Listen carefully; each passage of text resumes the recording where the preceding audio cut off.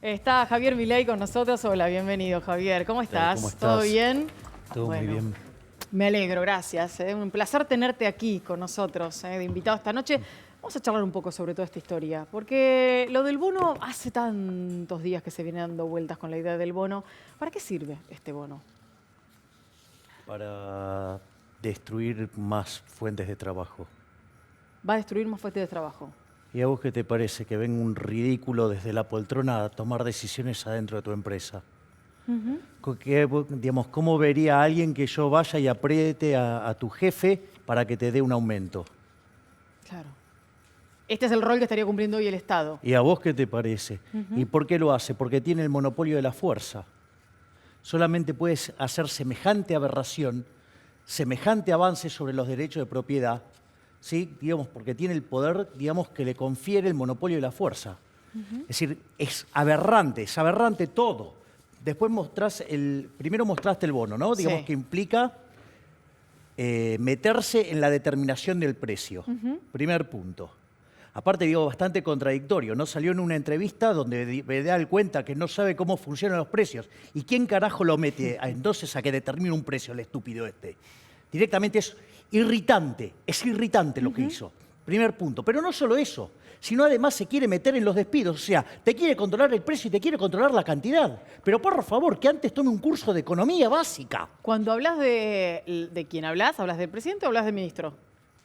Pero puedo hablar de todos, si son todos impresentables sacando dos o tres. O sea, no sé, sacando a Rogelio Frigerio, sacando a, no sé, a Carolina Stanley, que por lo menos la botonera que le armaron los peronistas no la rompió, ¿sí? Y no sé, digamos, o sea, Lino Barañao, digo, que digamos, ahora lo sacaron de cargo de ministro, o sea, pero digo... Pero sigue a cargo de Ciencia y Tecnología, aunque es una secretaría. Claro, pero digo, o sea, el resto, digamos, todo deja mucho que desear. Digo, no sé, lo veo ahí a Dante Sica, que el dólar a 28 le parecía bárbaro.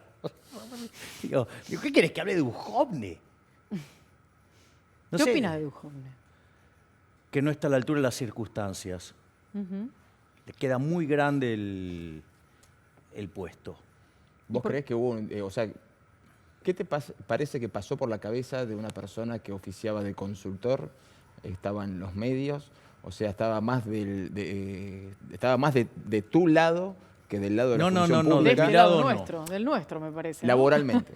Laboralmente, No. del lado del consultor, del lado de persona que frecuentaba los medios y de pronto decide, no, sí me parece una buena idea aceptar el cargo de ministro de Economía cuando nunca en la historia el ministro de Economía salió bien parado en Argentina.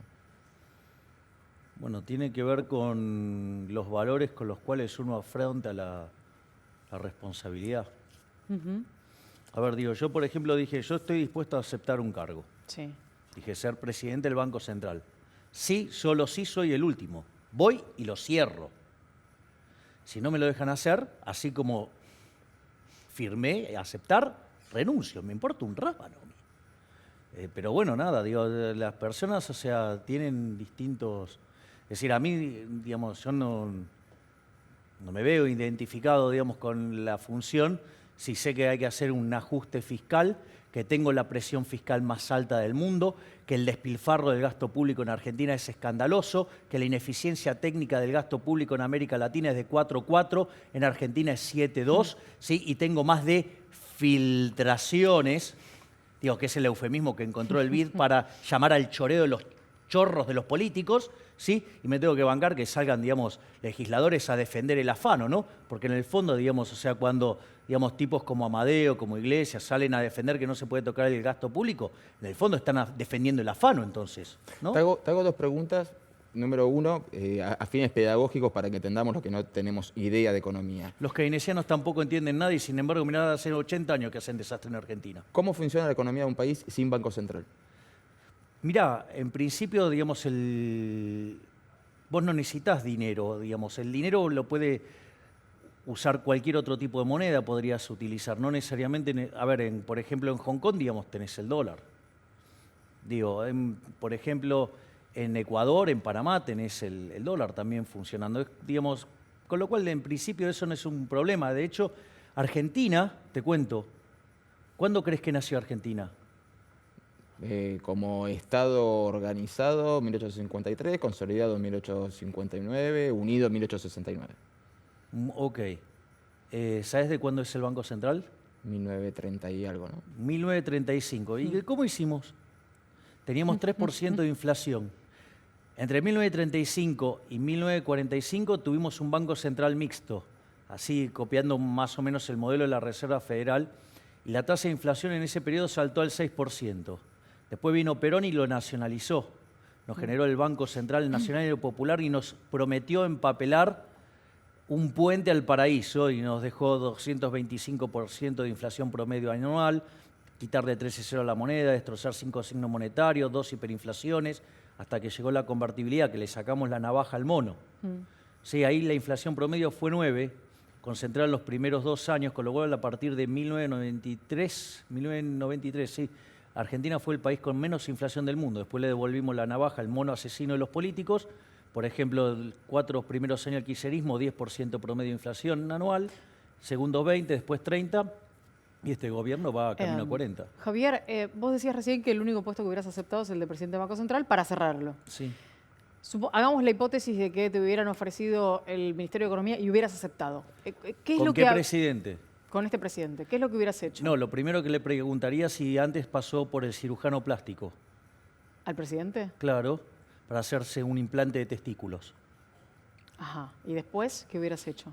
Bueno, si efectivamente pasa a ser un tipo con pelota, probablemente aceptara para hacer una reforma del Estado y reducir drásticamente el tamaño del Estado y los impuestos. ¿Y eso no dejaría fuera un tendal de personas que integran esta sociedad? No, eso es falso. Ajá. Eso es falso, digamos, esos son los falsos dilemas que construyen delincuentes como Fernando Iglesias o, digamos, Eduardo Amadeo, digamos, o cualquier representante impresentable de la corporación política. Básicamente, de hecho, nosotros con Giacomini hicimos una propuesta de programa de ajuste que no tocaba ni a los jubilados, ni tocaba tampoco a los planes sociales, ni a los empleados públicos. O sea, porque uno tiene que comprender que la economía no tracciona instantáneamente. Eso es un laboratorio. La vida real no funciona así. Claro. Entonces, por ejemplo, nosotros proponíamos eliminar de cuajo los subsidios económicos, haciendo, digamos, una recomposición del contrato.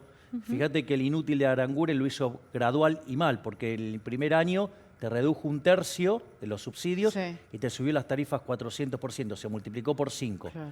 Nosotros proponíamos eliminar los 4,5 puntos que generaba de déficit eso, pero redefiniendo el contrato en plazo de concesión, redefiniendo inversiones, política de dividendos. Claro, pero ahí había que tocar empresas también. Bueno, está bien, pero es que vos tenías la ecuación económica financiera de los contratos rota, entonces nosotros lo que hacíamos era recomponer esa ecuación y eliminando todos los subsidios económicos, haciendo eso, el primer año subía 100%, o sea, lo podías hacer de shock y bien. Después nosotros proponíamos eliminar de cuajo las transferencias discrecionales a provincias, digamos, que es esa plata que giran los políticos en los años electorales para tratar de afectar sobre el resultado de una elección, que me parece una estafa, ¿sí? Y después otra cosa que nosotros proponíamos era eliminar de cuajo la obra pública, que ya sabemos de qué se trata, que es choreo. Quiero proponerte, Javier, hablar un ratito de aerolíneas, que fue uno de los temas de esta semana también, de la semana pasada, a partir de lo que fue la protesta que terminó transformándose, una asamblea transformada en paro y demás. Pero digo, hay diferentes opiniones. Te propongo que veamos los tweets del presidente de las últimas horas para saber qué es lo que estaba opinando en estas últimas horas en su cuenta oficial el presidente Mauricio Macri. Allí están. El primero dice, atento a la situación de los vecinos afectados por el temporal en Quilmes y a disposición del intendente y de la gobernadora. Da mucha impotencia, dice el siguiente, saber que con una pequeña parte de lo malgastado en aerolíneas se podrían haber hecho hace tiempo las obras necesarias para prevenir esto. ¿Y qué dijo la gobernadora sobre el tema? Yo recuerdo toda la campaña del 2015, me la acuerdo muy bien. Y me acuerdo durante toda la campaña cómo el kirchnerismo dijo que Mauricio iba a privatizar aerolíneas. Todavía lo están diciendo. Ahora lo vuelven a decir. Es mentira.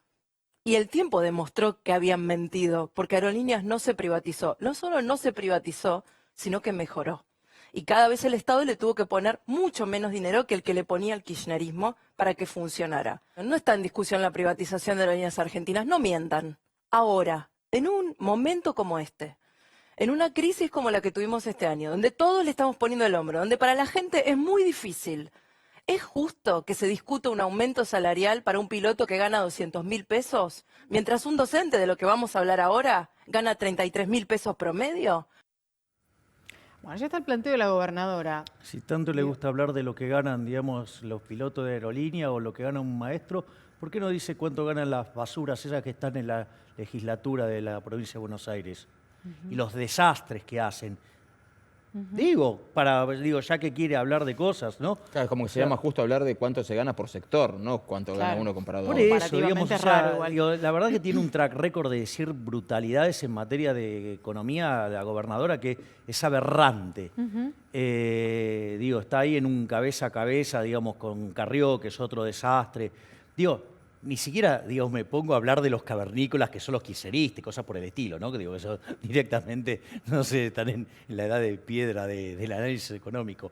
Pero al margen de eso, vos fíjate esto, es interesante, porque ¿quiénes son los, digamos, la empresa tiene pérdidas, con lo cual en el sector privado quebraría. Claro. Es decir, no, digamos, vos, que entonces le estás dando un subsidio, es como darle un subsidio a esa empresa. Ahora, Sí. yo te la pregunta es, ¿quiénes son los que toman, digamos, los aviones? ¿La gente que tiene más plata o la que tiene menos plata? 5% de la población Sí. alguna vez se subió en avión. Ok. Alguna y vez. justamente Pero en el son caso de aerolíneas, la que, digamos, justamente la los más- que la- ganan sí. más. Sí. Y vos eso después lo financiás con déficit fiscal. ¿Sí? Con lo cual, digamos, este gobierno, que además le gusta también jugar de progresista como el anterior, ¿sí? Ahí tiene una política fuertemente regresiva, porque en el fondo, digamos, o sea, los que menos tienen le financian el viaje, digamos, a los que más tienen. O sea, es un disparate. O sea, de hecho, a ver, yo detesto la redistribución del ingreso. Ahora, pero yo no digo cuando los escucho hablar, hablan de Robin Hood, no de Hood Robin. O sea, de hecho, el propio Lula, cuando cerró Varig, lo cerró por eso. Porque, digamos, eso se lo estaba cargando sobre toda la población para beneficiar al segmento más alto de la misma. Con lo cual, digamos, por lo menos si quieren jugar a ser progresistas, sean coherentes. A propósito de lo que decías y hablabas de la anterior gestión, tenemos un mano a mano con Héctor Recalde, perdón, con Mariano Recalde, que fue titular de Aerolíneas Argentinas, a propósito de lo que se viene hablando sobre la posibilidad de la privatización. Vamos a escuchar lo que decía. En diciembre del año 2016 el gobierno decidió cambiar la política aérea del país. Después de un año de gestión de Isela Constantini, donde continuaban con la política de mejorar y ampliar el servicio de aerolíneas argentinas, decidió cambiar e incorporar al mercado aerocomercial todas las empresas privadas que vayan entrando a ocupar el lugar de aerolíneas. Me parece que lo que pasó la semana pasada y esta semana es el aceleramiento de esa política. Me hace acordar a Neustad en los 90. Está generando el clima, generando el contexto para que la población que apoya la línea aérea estatal, que apoya a Aerolíneas Argentinas, que sigue creyendo que es necesario tener una línea de bandera, diga, no, es muy caro, no se sostiene. Y la verdad, cuando uno mira los números y de lo que Macri señala, se da cuenta que hay que analizar las cosas de otra manera. Decía que es muy caro las líneas argentinas y podrían haber resuelto las inundaciones con una parte de eso. Bueno, el año pasado el Estado destinó 3.500 millones de pesos para aerolíneas argentinas. 3.500 millones. El Correo le debe 70.000 al Estado. En LEVAX, en los intereses de las LEVAX se va eso por día. Se tomó deuda por 130.000 millones de dólares. No me alcanzan los ceros para pasarlo a pesos. ¿No se podría con esos recursos haber resuelto los problemas de las inundaciones o construido los jardines que dijo que también iba a construir? La verdad es que debería fijarse primero en cómo administra los recursos que tiene antes de ponerse a enfrentar dos necesidades que tiene la población, que se resuelvan las inundaciones y tener conectividad aérea. Bueno, Javier se reía recién mientras escuchaba las declaraciones de Recalde. Y sí, digamos, para no llorar. La verdad que ese recurso de estar poniendo un equivalente que la gente pueda mapear en la cabeza, me parece una berretada. Digo, lo haga el presidente Macri, Sí. lo haga Recalde. Decías por las digo. inundaciones y las obras, los jardines de Claro, infantes. sí, que bueno, y fuere, lo sí. mismo, digamos, y Sí. con la misma berretada le contesta Recalde. Yo lo primero que le diría es manga de ignorantes, el dinero es fungible. Sí, digamos, o sea, entiendan que primero el dinero es fungible. Me parece interesante, digamos, es súper aberrante, un tipo que está diciendo, el problema es que la pongas a competir.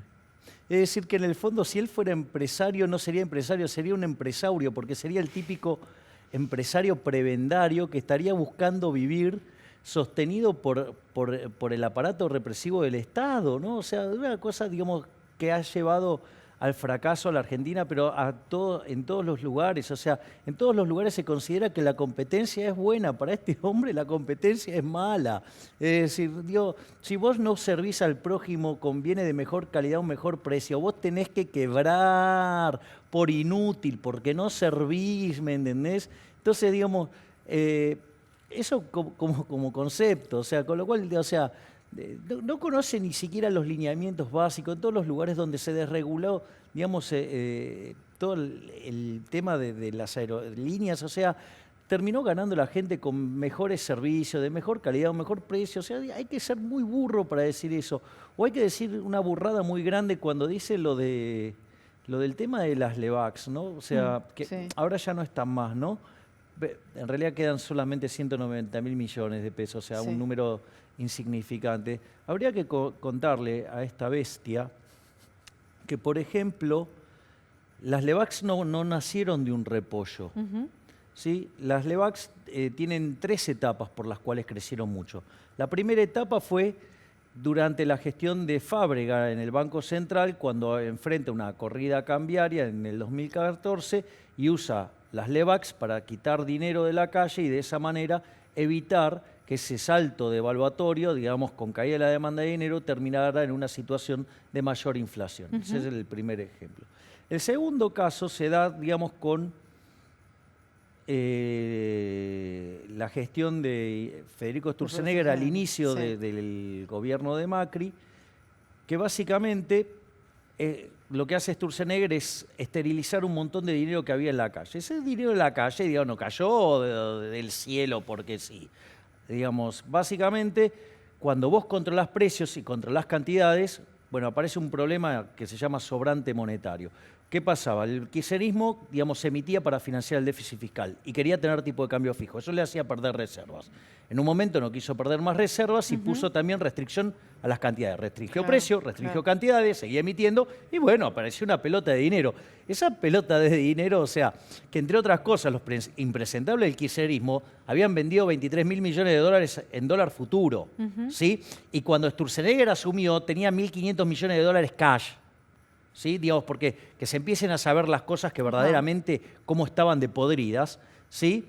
Y no solo eso, sino que además lo que hizo Sturzenegger fue evitar una hiperinflación sacando esas LEVAX. O sea, que fue una de las tantas bombas que dejaron plantadas los impresentables de los kirchneristas.